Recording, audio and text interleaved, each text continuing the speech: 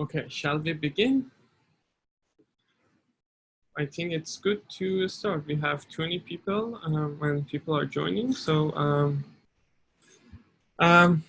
first, thank you everyone for joining us. This is the second time that we are having a webinar series with some of the thought leaders around the world. And we are very privileged to have Klaus Leopold with us. He's going to talk about rethinking Agile, what Agile teams have nothing to do with business agility, a lean Agile Can webinar. A little about the lean Agile Can. It's an attempt from myself and people at Elevate Change to elevate. Please, if you are joining us, please put yourself on some background noise. It's an attempt to get people, the community in Toronto and in Canada elevated. And recently we were having lots of talks and discussion around Kanban and lean presentations.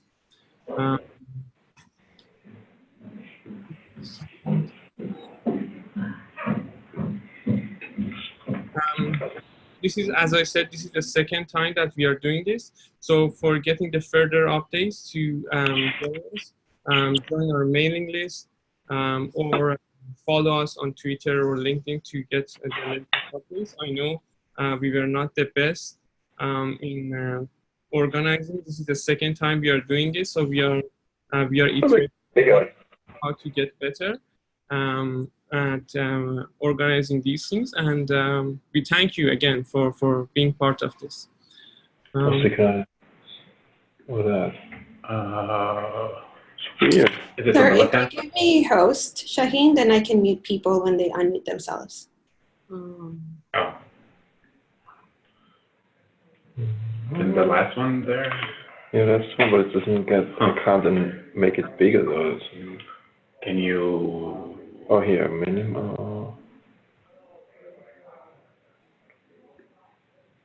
How do you maximize or not? I can't even zoom. Like when I click on it, I can't even. I don't know who is even talking. Can they hear it? Okay, so we shall continue while Anna is helping us with helping other people to mute. A little about Klaus. So the way that I got introduced to Klaus was that I watched his video presentation. Actually, he was live at the presentation in Lean Kanban Europe, I think it was, I believe it was. And I really enjoyed the message that he was sending. And I said there are a lot to learn from him, and through the people that I know through this Toronto community, it was very highly recommended to read his practical Kanban book. So I studied that, and it was very helpful. He has written more than one book. He wrote Kanban Change Leadership and recently Rethinking Agile, which is the talk is about that as well. If you need to learn more about it, I highly recommend to get that book and read about that. Klaus was very generous enough to give us a special promo code to get his practical Kanban book. So I'm going to share that in a day or two with you guys, and after getting the feedback from you guys. So going through the logistic and the flow of the sessions. So I'm going to pass it to Klaus to do the presentations. If you have any questions or comments, please put it in the chat. We are trying to have the questions at the end of the sessions answered by Klaus. And that's it. With all that being said, let me pass it to Klaus for doing his presentation. Cool, thank you. All right, so I need to share my screen, and I hope this works. You cannot share screen while the other participant is sharing. I just stopped, so you should be able to.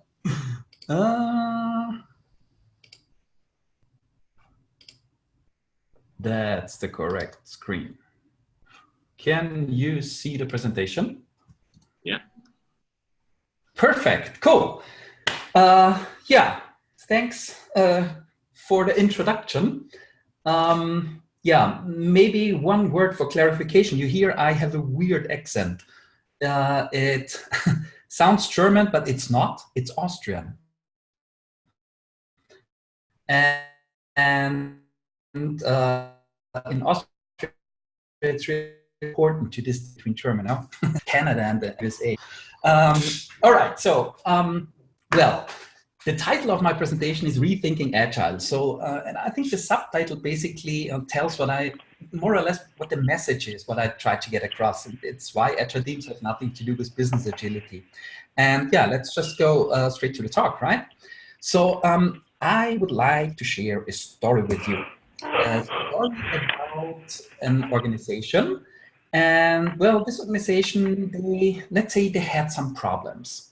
So it was, let's say, an old economy organization. And the main challenge was that, I think some of you know this, the time to market of the project was way too long, you know?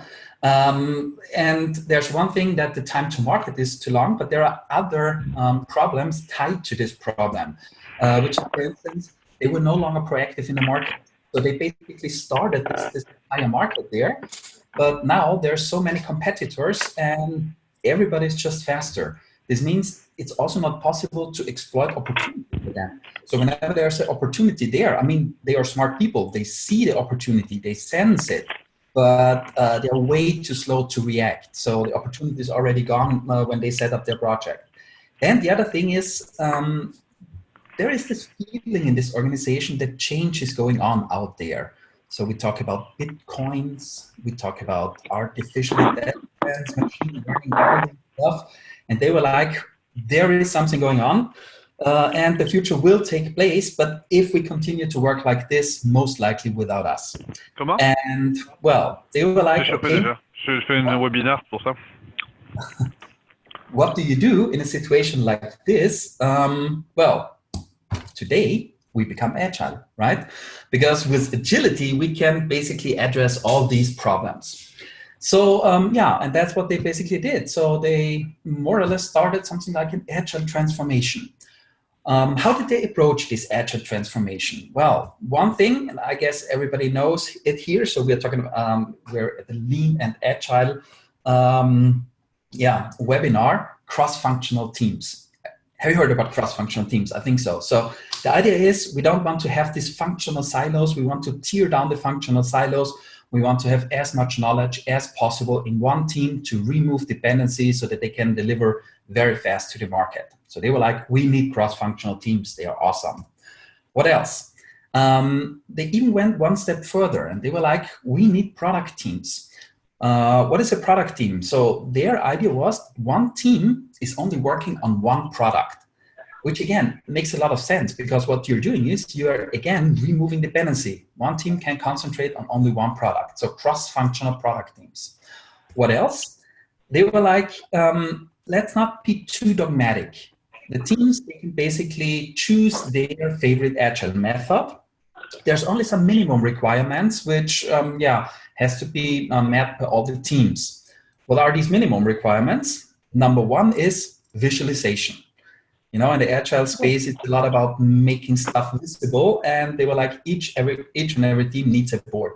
The idea was, whenever there's a problem that pops up, you can just go to the team, you see the problem, you can start a conversation with them. So every team needs to have a board. What else? Stand-up meetings. So very short feedback loops in order to react quite quickly. So each and every team needs to do daily stand-up meetings. Another requirement was retrospectives. And I think that's, again, a very smart idea. So the idea is not that we want to improve only once, we want to continuously improve. So the idea is that we're doing improvement meetings like retrospectives on a regular basis. Each and every team needs to do this in this new agile world. There was one more requirement that kind of like this one. They were like, each and every team needs to do measurements. It's not only about gut feeling if we're improving, we want to see the numbers. Like, are we really getting faster or is something improving here? And they proposed 2 measurements for the teams. So lead time, this means how fast are these teams delivering, and throughput is how much in terms of quantity these teams are delivering. Yeah, so these were basically the minimum requirements for these teams. And when you've only read one Agile textbook, you probably think now, awesome. I mean, they really got it, right? I mean, that's what you need to do. Each and every textbook says that's what you need to do, and all your problems are gone. And well, that's what they did. So they basically started their Agile transformation. What did they do? Well, the very first thing was that they came up with a 1.5-year transformation project. Can you feel something? I mean, that's exactly my kind of humor, actually. So we want to become agile, and the very first thing that pops up in our mind, let's do a milestone plan, the Gantt chart, how to become agile. Well, maybe not the best approach to address this, but yeah, we can talk about this a little bit later. Nevertheless, they came up with this project plan, how to become agile. And what was part of this plan? Well, number one, these 600 people, they need to receive some basic agile training. I guess you have already heard about this. When it comes to agility, it's not so much about the practices, it's much more about the mindset. We need to establish this agile mindset in the heads of our people, and then everything is good. So it's not about the practices, it's about the mindset. Mindset is important. So we came up with this 1-day agile mindset training. And then they could basically check the mindset established checkbox in their project plan. Well, again, not sure if this is working like this, but that was their way of approaching it. So agile mindset training. What else? Well, next, the reorganization was carried out. This means you basically, throw the people up in the air and they land somewhere else in the organization, and they land, in this case, in cross-functional product teams. And then this Agile was implemented team by team. This means, there were a lot of training going on. So there was a lot of training going on. The Kanban people, they were building their Kanban boards, and the Scrum people were doing Scrum training, and so on and so on. And team by team basically started to do their Agile magic. In the beginning, this was supported by 16 external coaches, which is very good if you are running a consulting company, because you can charge quite a lot of billable days here. So 16 external coaches, that's really quite a lot, actually. But if you take a look at the program, I mean, if you really want to establish something like this, well, you probably need help. They were also like, and I kind of like this idea, we also want to build up internal knowledge. So they basically, trained 11 internal Agile coaches. And well, I guess that's quite smart, because I've seen it too often.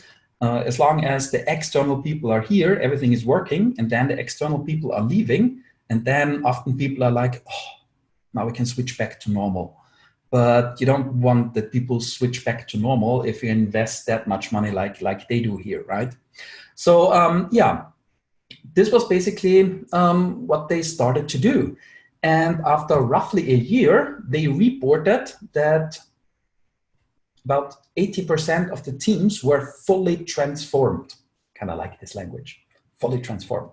So what does this mean? That these 80 people were fully 80 teams were fully transformed? Well, it basically means you could tick quite a lot of these checkboxes in your project plan. Well, they're doing retrospective. I've seen a board. I've seen a stand-up meeting. So check, check, check, check, check. And there was also one checkbox like metrics. So people were gathering metrics. They were like, okay, that's good. Let's take a look at the metrics. And now it's getting interesting. I have some metrics for you here. So after roughly a year, a bit more than a year, this was the result. This is a so-called Scrum sprint velocity chart. Sprint velocity is basically a throughput measure. It basically tells you how much in terms of quantity a Scrum team is delivering per sprint. And what I show you here are trend charts. So that's not one sprint velocity chart for one team. It's more or less an average about across all the teams, so that we can see what is the general trend. Are we improving, or is it staying the same, or is it going down? So it's the trend chart. So on the y-axis, you see the velocity, how much teams are delivering, and on the x-axis, you see the trend. And the expected result was to see something like this. In the beginning, there's not so much, that the teams are delivering, but then because everything is new, new roles, new team, new rules, everything's new. But then they expected a steep increase in velocity, and then it's somehow flattening out, but still they're doing retrospectives. So they expected that velocity is going up slowly over time. That was the expected result. The actual result looked like this. Well, they were like, that's interesting somehow. Well, we somehow see that in the beginning, the velocity picks up, but then it's going down again. So they were delivering less than before. And they were like, that's weird. And you could hear the first people saying like something like, okay, that's Scrum. We've always said that Scrum is not working. Kanban is much better. So let's take a look at the Kanban charts. Is Kanban really better? So this is again a trend chart from multiple Kanban teams. And what we see here is the lead time trend. Lead time is speed. This means how fast are these teams delivering. On the y-axis, we see the lead time, and on the x-axis, we see the trend of the lead time. And the expected result was to see something like this. And that's the minimum one can expect. No matter which Kanban case study you read, teams are delivering 2 times faster, 3 times faster, 4 times faster, even 10 times faster. So that's really the minimum you want to see when you are doing Kanban. Otherwise, you are completely a loser. And well, that was the expected result. Guess what the actual result looked like? It looked like this. That was basically a flat line. And they were like, okay, what's going on here? So we don't see any improvement. I mean, it's even getting a little bit worse here in the beginning, but then there's nothing happening. And well, we need to be careful when we take a look at these metrics. So what we see here is team metrics. And the problem is we cannot compare it because they did this reorganization, remember? So this team did not exist before, so we cannot compare it. Maybe this is an awesome performance that we're seeing here. But there was one metric in this organization which we actually can compare. And that was basically the metric why they even started this entire agile journey. And this was time to market of initiatives. Initiatives is, in their world, let's say an agile word for project. So they were running projects before, initiatives before, they're running initiatives now. And the problem was that the time to market of initiatives was going down. And then they started this whole agile transformation, and they expected to bring time to market down significantly. So this was the expected result. Guess what the actual result looked like? It looked like this. And now this really hurts. They invested really a lot of money. And what you can see is the time to market is actually going up. So it's getting worse. And they were like, what the fiddlestick is going on here? I mean, this doesn't make any sense, right? And well, this is basically where where I got in contact with them. So they heard me speak at the conference, and I was talking about, local optimization versus global optimization and stuff like this. They were like, well, maybe something of this things that you're talking here, maybe there's something like this happening in our organization. Could you please come visit us and take a look what we're doing here? And well, that's basically what I did. So I joined them for roughly 2 days, and I was having a look what was going on here in this organization. So the good thing in this organization was there were a lot of boards. There was a lot of visibility. You know, there was this requirement that each and every team needs to have a board. And that was actually quite convenient for me because I could just go to the teams, stand in front of their board and start a conversation with them, what I'm seeing. And that's what I basically did. So I visited all these teams because agility was just a team thing, you know, the cross-functional product teams. And I visited all these teams and I started some conversations with them. And the first thing I was talking about were dependencies. So this is a very simplified team board. Each and every board pretty much looked like this. So what can we see here? We see the backlog.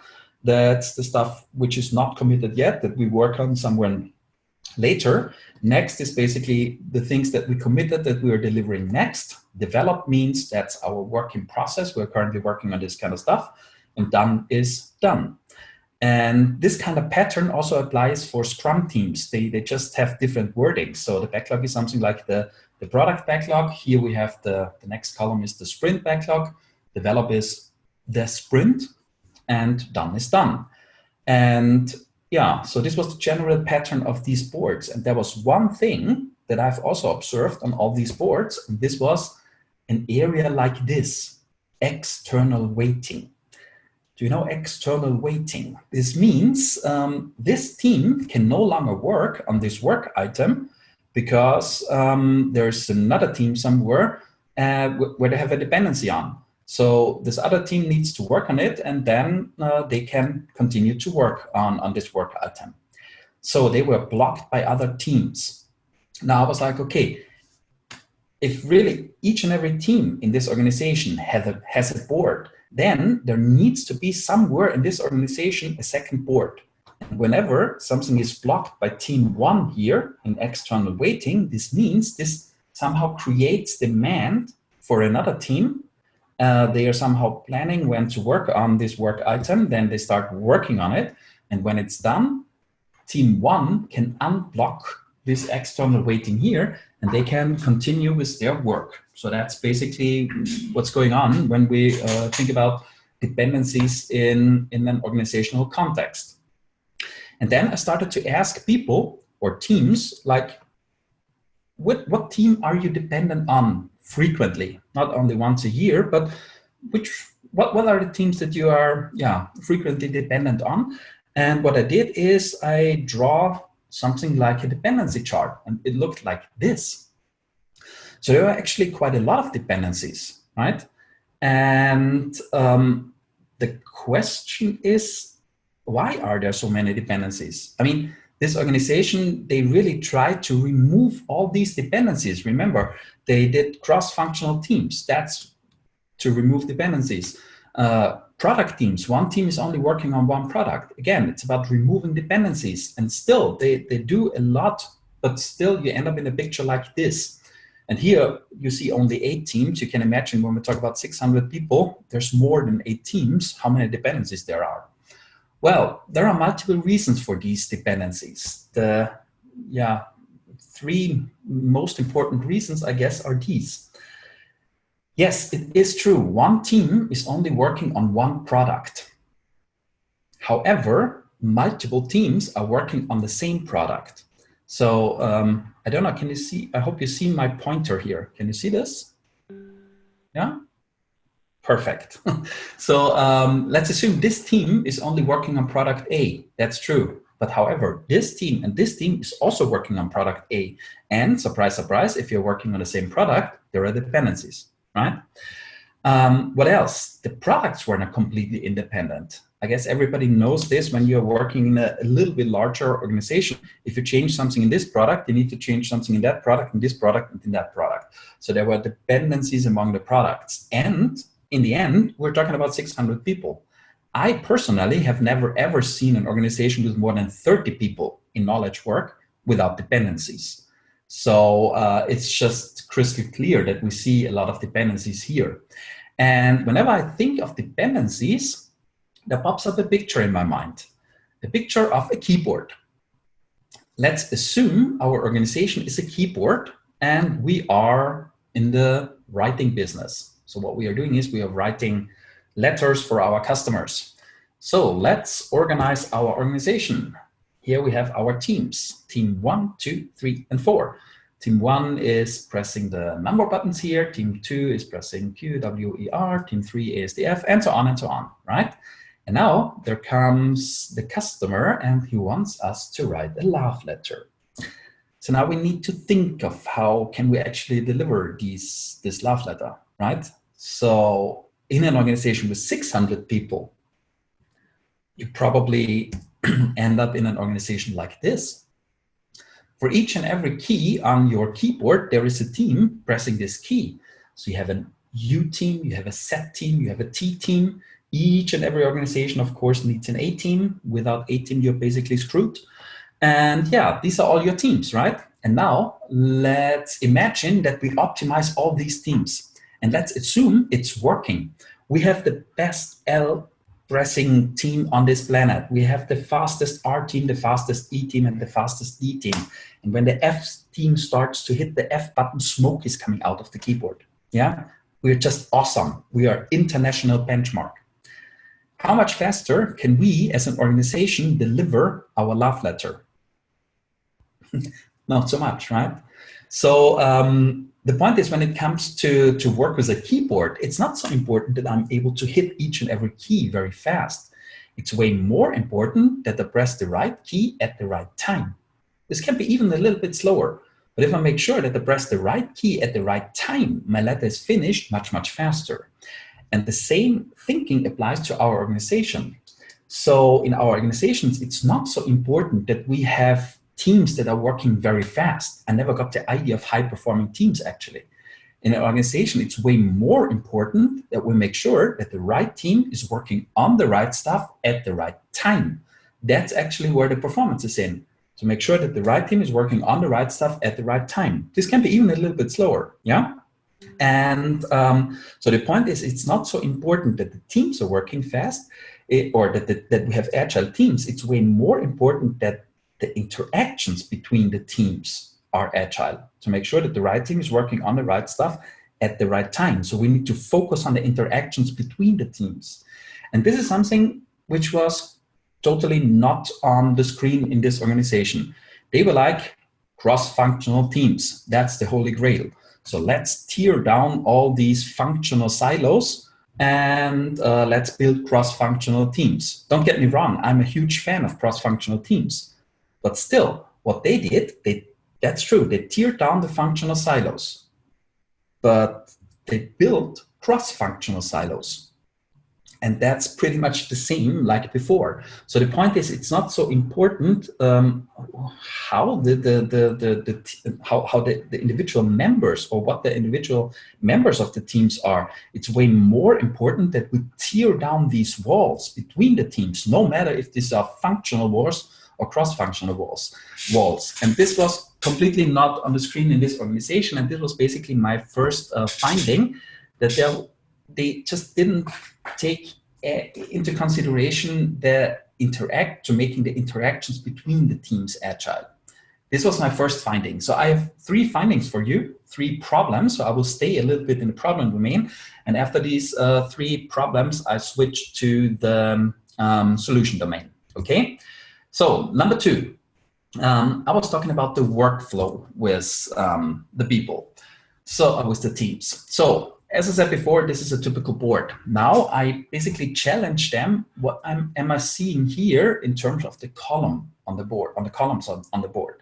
So I was like, okay, so you're developing here. And when you're finished with development, you're done. This means the customer is happy. And they were like, well, no, it's not easy like this. When we finish development, we of course need to do some integration work. I was like, okay, that's cool. So let's come up with another column on this board, like waiting for integration. I mean, that's the reason why we have these boards, right? So we can come up with these columns. All right, so waiting for integration. But after integration, you're done. So the customer is happy. And they were like, no, of course not. We need to do some acceptance testing. Okay, let's come up with another column. I mean, that's the reason why we have this board. But here the customer accepted what you basically delivered. And the customer is completely happy now, right? They were like, no, not yet. Of course, we need to release. We have something like release windows, and it needs to fit into these release windows, and then we are really done and the customer is happy. Okay, that's good information to have, because if I see something like this on a board, I can start to ask more questions. Like, for instance, how often does this take place? And the answer was this. So on a monthly basis, they were doing the integration work, and 4 times a year, they were doing the acceptance test and the release. We want to improve time to market of our initiatives.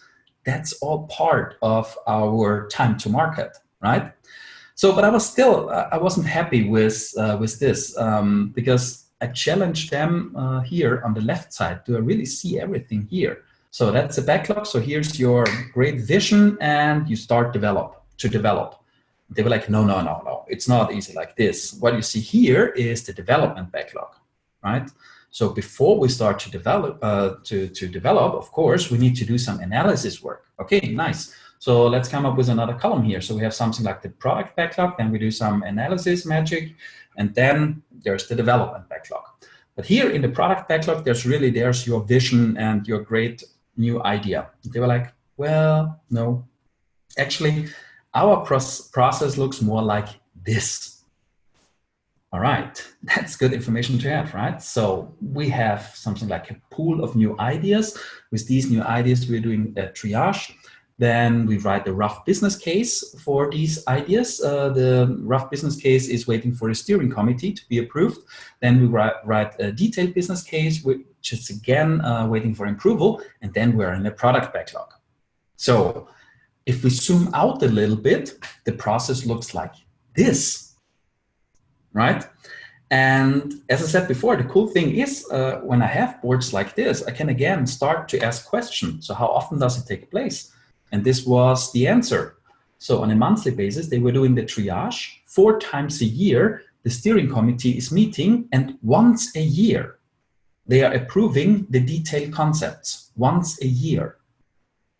We want to improve time to market of our initiatives. I think I have some ideas what we could do, right? So what was their reaction? Their reaction was like, development, problem discovered. We do some agile magic here, and we're so fucking agile, it's just awesome, right? No, I don't think so. If you do some whatever here in this teeny tiny little bit in your entire value creation chain, and if this is development, then maybe you're doing agile software development, fair enough, but this has nothing to do with business agility, really nothing. So this organization acts lame on the market like before, so nothing changed here in terms of business agility. And this was my second finding. There was completely no end-to-end management of the value creation chain. There was only one tiny little part of the value chain made agile, and that's basically it. So second problem, no end-to-end management of the value stream.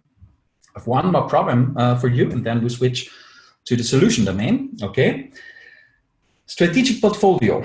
We could talk a little bit about the strategic portfolio, but before we talk about the strategic portfolio, let's go back to the teams. We need to understand one thing before we are talking about the strategic portfolio. That's again one of these typical team boards. And on many boards, I could see numbers on top of the columns here. These are so-called WIP limits, work in process limits. This means they are somehow limiting their WIP in order to finish work before they start new work. So this means not more than 2 items are allowed in this column. So you need to finish one of these work items, and when one is finished, you can start a new one. And that's actually a cool thing because work in process limits are just awesome. In a minute, I will tell you why.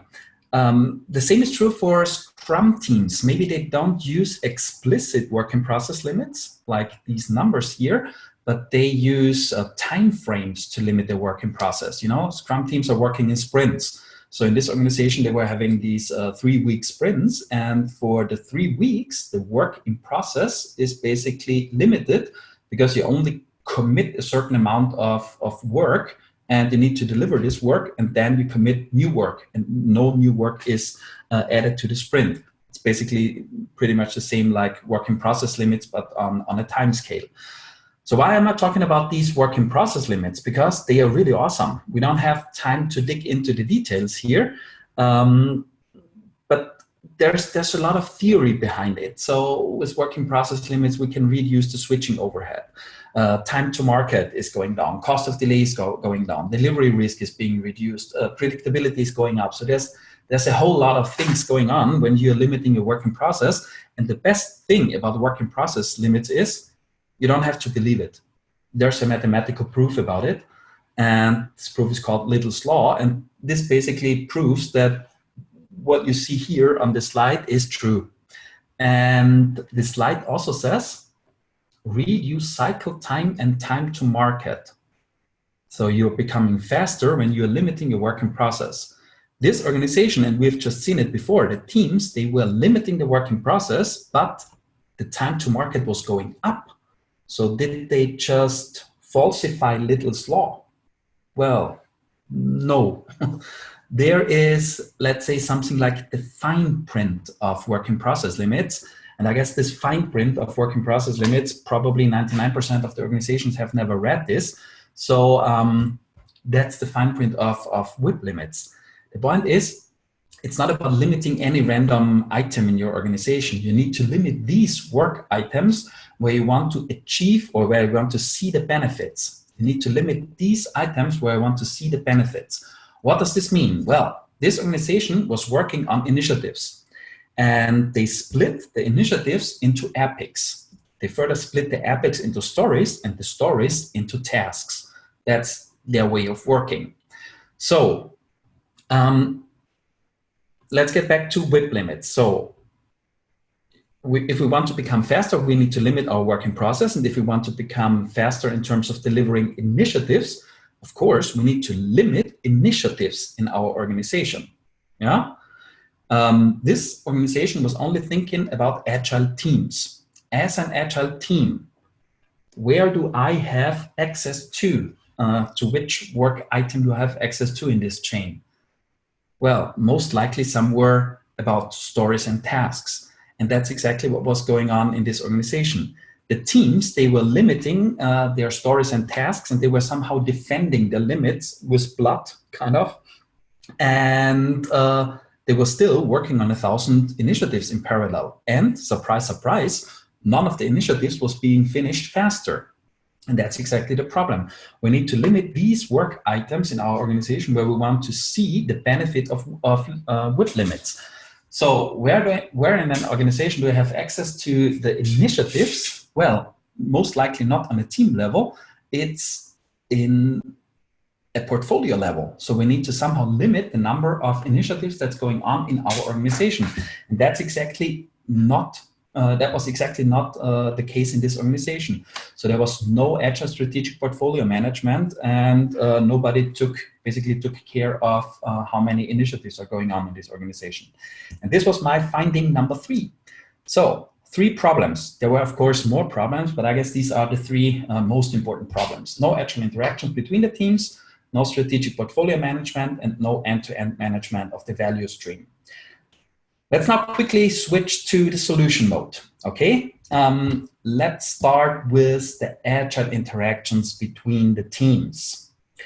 Remember, the problem was that one team is working on one product, but there were multiple teams working on the same product, and that's the reason why there are dependencies. Yeah. So what did we do in order to solve this problem? Well, it's actually quite easy. We basically built product boards. This means we identified what team is working on what product. So for instance, if these 3 teams are working on the same product, what we did, we basically locked these teams into a room for a day, and we gave them the assignment, like, figure out how you guys are work together. And what they basically did, they came up with a board where we could see the work of these 3 teams, because that's where the dependencies were. And that's what we basically did for all the products. So I think there's one important learning I made on this journey, and this is: do not optimize organizational structures, optimize value delivery. I, as a customer, I'm completely not interested in your organizational structure. So why do we optimize or make teams agile? Let's make product delivery agile. And that's what we basically did here. So more and more of these product boards popped up, and multiple teams that are basically working on the same products were coordinating their work in front of the board, of this product board. And that's the important thing here. It's not about the board, it's about the interaction that's taking place in front of the board. The board is just a dead object. Board does not solve any problem. So we need to put the right people in front of the board, and they need to have the right conversation. And that's exactly what we did. So we started to do product stand-up meetings. This means each team sent a delegate to the product board. They were having a stand-up meeting there. And then the delegates were going back to their teams, and they were having a stand-up meeting on the team level. So this means we basically established interactions between the teams across the entire product. And we did the same for retrospectives. So not only teams were doing retrospectives, we were also doing product retrospectives where multiple teams meet and they were doing a retrospective in order to deliver better to the market. So when we established this, the number of unmanaged dependencies was going down, right? So these dependencies within this product, they were managed by these teams now, but there were still some dependencies remaining. Remember, there were dependencies between the teams when you change, between the products. When you change something in this product, you need to change something in the other product as well. So what did we do in order to address these inter-product dependencies? Well, we established something what I would call an operational portfolio today.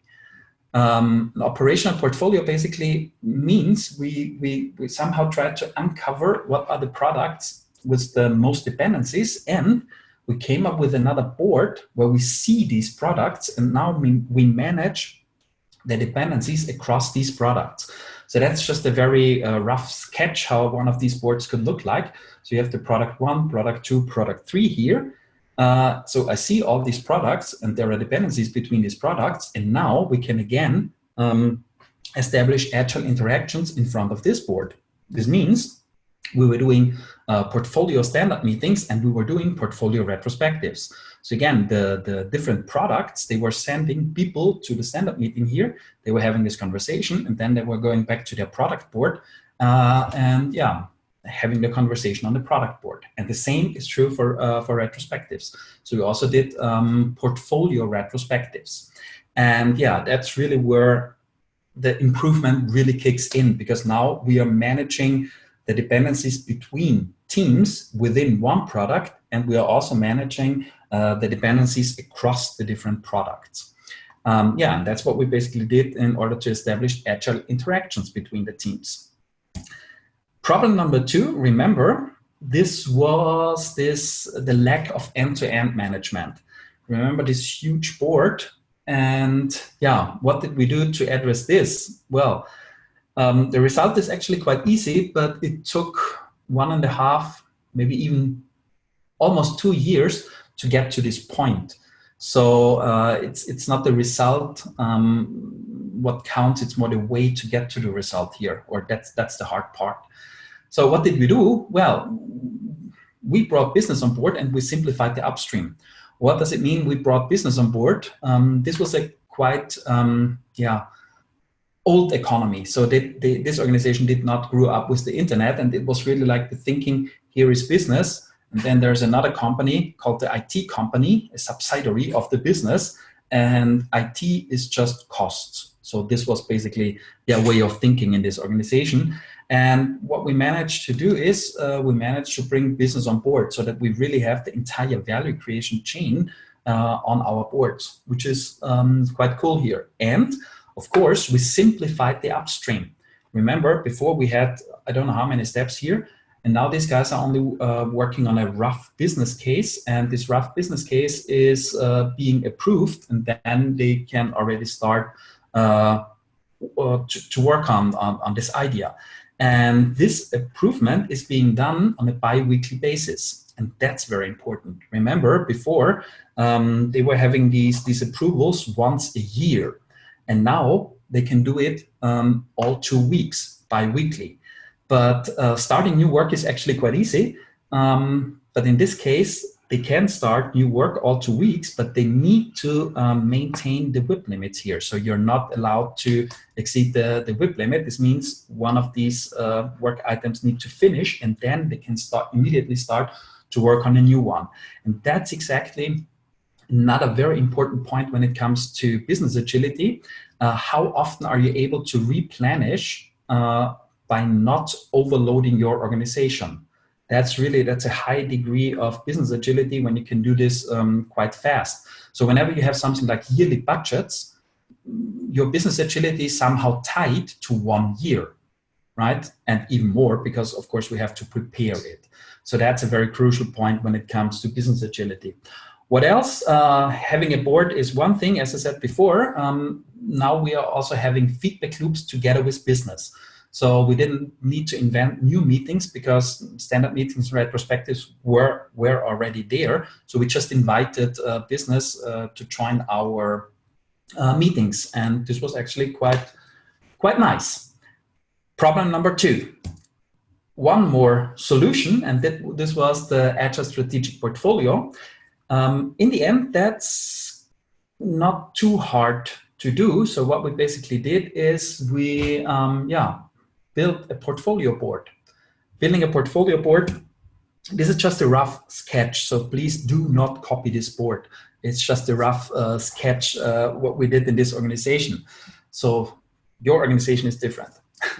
So we were basically thinking about, okay, what keeps us busy? And we were like, okay, what we are doing is we're making money and we're investing money. Making money means launching new products, features to the market, and investments means doing the stuff we should do, but usually don't have time for it.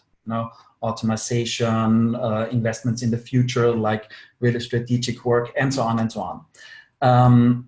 Then we were like, okay, it's a strategic portfolio, so let's come up with information radiator here in front of the board, where you see the company strategy, so clearly visible for all people standing in front of the board, and we derived metrics, business metrics, out of the company strategy. And then we were like, okay, and how are we working on this stuff? And that was the result, basically. So the point now is that whenever you start working on one of these work items, you need to come up with an hypothesis, which business metric you are turning. And when you know which business metric you are turning, you are aligning to the company strategy. And that's actually quite nice, because what you do is now you can do 2 things. One thing is you bring back meaning to your people, because I've seen it too often when you go just to people who are doing the operational work and you ask them, why are you working on this? They're like, I don't know, because I have to. So here you basically bring back meaning to their work, and they see the bigger picture, why they are working on this work item. And on the other hand, we can now think of how do we create focus here. Again, it's about limiting the WIP. It's not about starting new projects all the time. It's about creating focus on the most relevant things that we want to finish. And this is basically the strategic portfolio. And again, we also established agile interactions in front of this board. We were doing stand-up meetings, and we were doing a weekly stand-up meeting in front of the strategic portfolio board. So it's not a meeting which takes place all 3 months. It was really a weekly meeting. Yeah, we were doing retrospectives and also strategy reviews, like, is the strategy still valid that we are following? So yeah, these were basically the 3 problems and hopefully some solutions. So no agile interactions between the teams, strategic portfolio management, and end-to-end management of the value stream. That's basically what we did in this organization. And when I take a look at these bullet points here, one big learning for me was that business agility is definitely no team sport. When it comes to business agility, it's a company sport. So we really need to have the entire organization on board, otherwise it won't work. Give me 2 more minutes to explain what this means. It's a company sport, because when I say, okay, business agility is a company sport, where in an organization can we actually become agile? And there's a model which I like a lot, which is called the flight levels. And the flight levels somehow try to explain where in an organization we can become agile. So flight levels is a term from aviation. The higher you're flying, the higher your flight level, and you see different things on different flight levels. If you're flying very high, you see, you don't see a lot of details, but your vision is very broad. And if you fly very low, you see a lot of details, but your vision is somehow restricted to a small area. And we can apply the same thinking to organizations. So we can fly very low in an organization, which is flight level 1. Flight level 1 is that operational level. Teams who are really doing the operational work. Teams can become agile and teams shall become agile. Usually an organization has more than only one team. So what we see is multiple of these flight level 1 systems in an organization. Often it's the case that we need more than only one team to deliver value to our customer. So we can fly one level higher, which is flight level 2, which is end-to-end coordination. This means here on this flight level 2, there's no operational work being done. Operational work is being done on flight level 1. But on flight level 2, you make sure that the right team is working on the right stuff at the right time. So flight level 2 is basically the keyboard, and flight level 1 are the keys in your organization. And end-to-end means hopefully you have the entire value creation chain on this board, from idea to impact. So including business, including your lawyers, controlling, marketing, sales, whatever you need. Yeah. Of course, you can connect these boards together, because that's where you make sure that the right team is working on the right stuff at the right time. So flight level 2 is usually something like a product, a service, a customer group, a market segment. Usually an organization has more than only one product or service, so we see multiple of these flight level 2 systems in an organization. And when there are dependencies between these products or services, we can manage these dependencies by building one of these operational portfolio boards. So now we can manage across the different products and services here, our dependencies.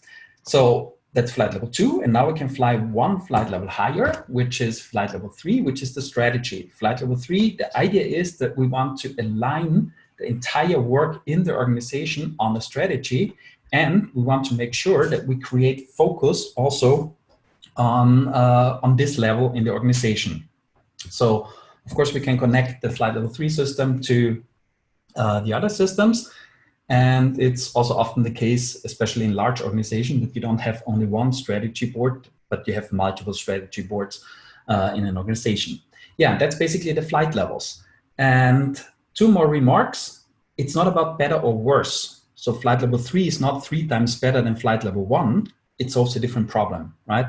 So if your teams are not delivering, you can take the best strategic decisions on flight level 3, your team still won't deliver, right?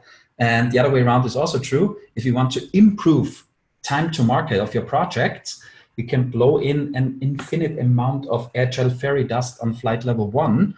None of the projects will be finished faster, because that's the wrong lever. You need to address it somewhere up here on flight level 2 or flight level 3. And that's why I really like the flight levels, because now we can have a conversation like, what do we need to do in order to achieve what we want to achieve? And the solution is not always the team level, especially when it comes to business agility. We need to address all these areas in our organization. And the good thing is you can start on each level and move further to another level. I'm a fan of starting as high as I can, not in terms of legalize it, but in terms of the flight levels, because that's where you basically have the highest impact that you can achieve. All right. Yeah, that's basically everything I wanted to say. Thank you.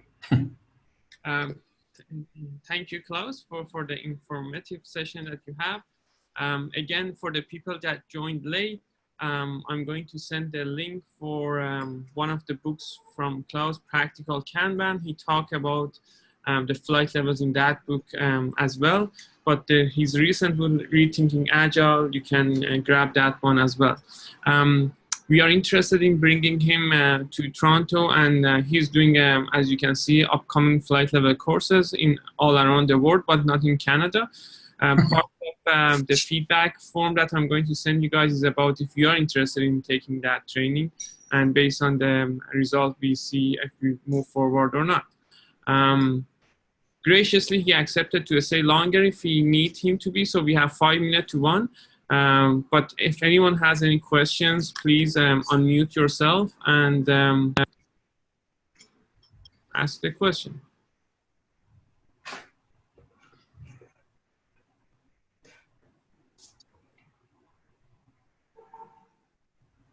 Hi, Aras speaking. Yeah. Okay, cool.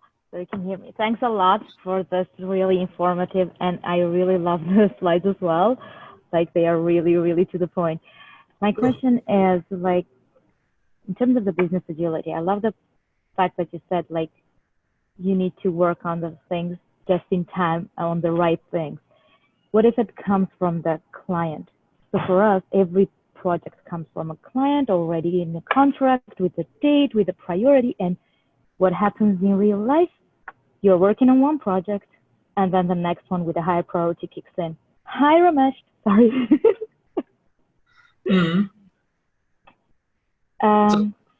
And I don't think that I'm the only one here like that. Yeah. So, your context is that new projects pop up all the time, basically, right? Yeah. So yes, that's a problem. And I don't know if there's a silver bullet of how to solve this. So I can just share some experience I have. Yes. So I think a good thing to start with this problem is really on the flight level 3, on the strategy. So the question is, whenever a new project comes in, how does it fit to our strategy? Is it something we just want to make money? Is it something which fits somehow in a broader picture? And you somehow need to shape your demand, basically. And maybe you need to defer projects. So we usually always have less capability than demand. Usually demand is always higher than capability. And in the end, that's not a bad thing. Because if there would be more capability than demand, we can let people go, right? So there are too many people around. So it's a good situation you are basically in, but you need to be aware of that, one, a good situation, and you have options and you have choice. And it's actually a good thing. If you're reacting like this, if you just start all this stuff, that's not a good thing. So use the opportunity to have options and try to align the work on flight level 3 to your strategy and what you're doing there. So I guess there's no silver, at least I don't know a silver bullet for this. So it's basically just the alignment with the strategy, how it fits. Yeah, and really aware of it. Maybe it's not of strategic relevance, but it's something like a low-hanging fruit. So we just take this money, but make a conscious decision, right? Yeah. Okay. Thank you. Appreciate it. Cool. Are there more questions?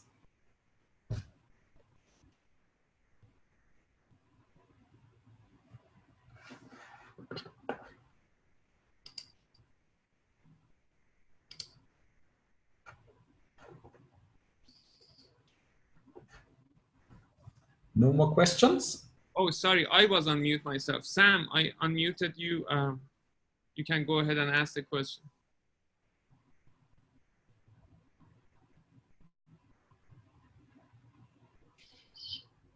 Oh.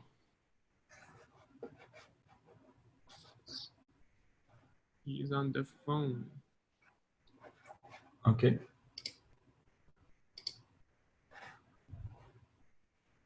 How do you unmute the phone? Ah, okay. Test. Oh, hey. Yeah, just want to say quickly, really appreciate your work on practical Kanban, and the flight levels makes a lot of sense. Do you find any resistance right now when you propose these types of ideas to organizations who already feel like they've got this, they already know how to operate, and who is this person coming in we've seen already enough agile people come in here who tell us how to run our business, and they've flat out failed, as you've shown before. So how do you approach this kind of situation where, hey, I got lots of great ideas, I can tell you where they failed, but they've already kind of burned that bridge with other agilists. So how do you get in there? Well, that's maybe just my personal flavor, but if you take a closer look at flight levels, it's not a new framework or something like this. So for me, flight levels somehow tries to unite what's already there.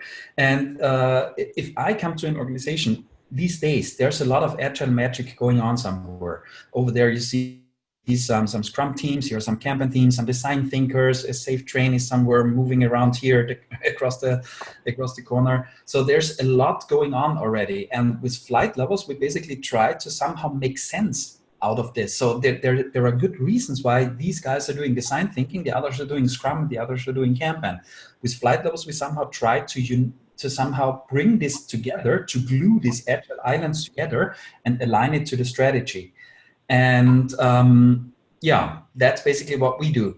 And maybe I'm in the good situation that people ask me to come. So it's not that I try to sell something, it's more like that they pull me in. So there at least needs to be something like a sense of urgency. And I usually don't convince someone we have to do this thing here. Yeah, the reason I bring that up is because, people are going to learn from this and your books, and they're going to go back to their organization and they can say, okay, let's make this real. And, as much influence as you may have, it's going to be hard to sell folks who said, this is tried and true, we know what we're doing, or they already have, let's say, their own agile COE who, hey, if this guy's coming in to tell us how to run our business, and who are we? There's a threat there, right?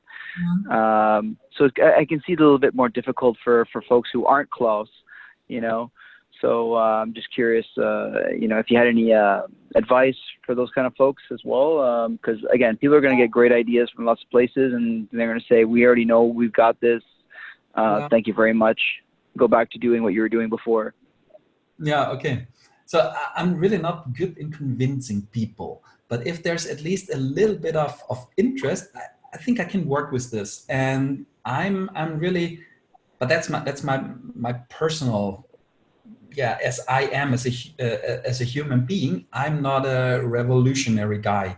I'm really like an evolutionary guy. So it's whenever I get somewhere, it's not about stop doing what you're doing right now because that's crap. Do something else, then everything will be fine. I always try to build up on what's already there. So the very first thing I do is to start with something like a retrospective. So what actually works quite well and where do we see problems? And then we try to solve the problems together. So it's not me being the smart guy coming to you and telling what you're doing wrong. It's more like the attitude that I try to figure out with you together what we can improve. And that's basically how I try to do it. And it's not about, it's not because I think this works. I think I do it because that's the way how I want to approach change in the end. So there are so many smart people, and there are there are smarter people out there than me. And so let's just somehow combine our knowledge and create something new. Hey, Klaus, it's Gordon Culpin. I think the earlier part of your presentation spoke to the answer for Sam, and that was the road at the executive level, and I come from the leadership level, is to demonstrate to me the bottlenecks, the dependencies that are happening in the organization that I can do something about, and leave the teams to do the work that they want to do. So your flight control panels is correct in the context of show me where the bottlenecks are. Yeah, bottlenecks is definitely one big thing. It's the same thing with dependencies. Dependencies, bottlenecks, all the same. Yeah, that's basically one big thing. And usually, I'm doing an experiment, the shipbuilding experiment. So we are basically building paper ships, and there's a bottleneck involved. And yes, there's a lot of attention when you somehow discover or uncover these bottlenecks, especially in large organizations. Everybody is talking about, okay, we need more capacity, but everybody needs more capacity because we want to run our organization at 100% utilization, and this doesn't make any sense. So coming up with smart ways of how to see the bottlenecks actually is really a thing that that really works. And I even do this shipbuilding experiment with seniorish management. So it's really like with the board of directors, we are building paper ships. But the paper ship building part is just, I don't know, 30 minutes or so, but then it's about the debriefing and what you can learn out of it. So yes, dependencies and bottlenecks really make sense. And as you said, as you also said, if you somehow get to the point that management, you know, what did you get the buy-in from the management, but real buy-in? Because often it's like this, yes, we want to become agile, do it. This has nothing to do with us here. So you become agile and everything will be fine. But we need to have the real buy-in from management. So I like to say the very first team in an agile team in an organization is top management. And if we get to this point, yeah, then it's becoming interesting. So once again, you're coming back with the answer that says, speak to me about agility, the business agility. Don't talk to me about the agile. That's the differentiator here. Yeah. So what's the problem we're trying to solve, more or less? And I hope it's a business problem.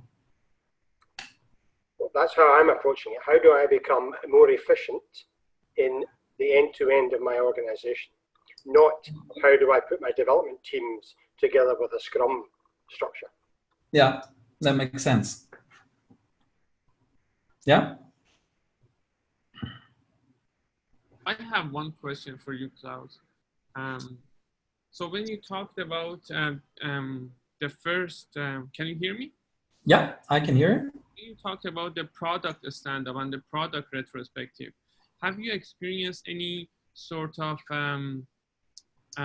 hierarchy feeling there, that we are putting teams, but now we have a product stand-up, and this is more important, so we need to attend that one and not the team level ones? And yeah. How did you dealt with it? Well, especially in this organization, this was really a huge topic. So they still had something like team leads, kind of. And the first question is, of course, who attends the product stand-up meeting? And most of the teams were quite fast to answer this question. It's, of course, the team lead, right? So you can really see, as you said before, so this board is way more important than the board down here. That's also the reason why I'm now, I haven't updated it yet, but I draw the flight levels from left to right and not from top to down, which somehow addresses this a little bit, yeah. But yeah, we were working on it, and in the end, it was we did something like a rotational principle. So it was not one person who attended this meeting all the time. It was on a weekly basis that another team went to this meeting. And I kind of like this one because what you're doing is you're also somehow transferring leadership. You know, it's a different story if you are attending your stand-up meeting in your team and we are the great team and everybody else is stupid, kind of. So you don't only see your team garden. If you join another stand-up meeting, you see the entire company forest. And yeah, this really makes a lot of sense. And yeah, in the beginning, it was clear it needs to be the team leader, but we were having a lot of conversations and it was actually quite easy to convince them that it's beneficial to have this principle of changing people going to the stand-up meeting here. Thank you. That's something that I try to do quite often, actually. And the same is true for the product to the portfolio. Okay. Yeah. Thank you. Anyone else has any questions?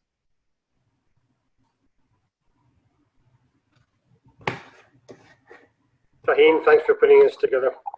No worries, no worries. Going once, going twice. Okay. Sold. So, Again, thank you, Klaus, for spending time with us. It was very hard to get his time, and we are very honored to have him here. So look forward for an email from myself coming your way about the link to his book and a little bit of feedback to get from you guys. And if we can get him in front. Have a good one, everyone. Perfect. Thank you very much. Bye. Bye. Bye.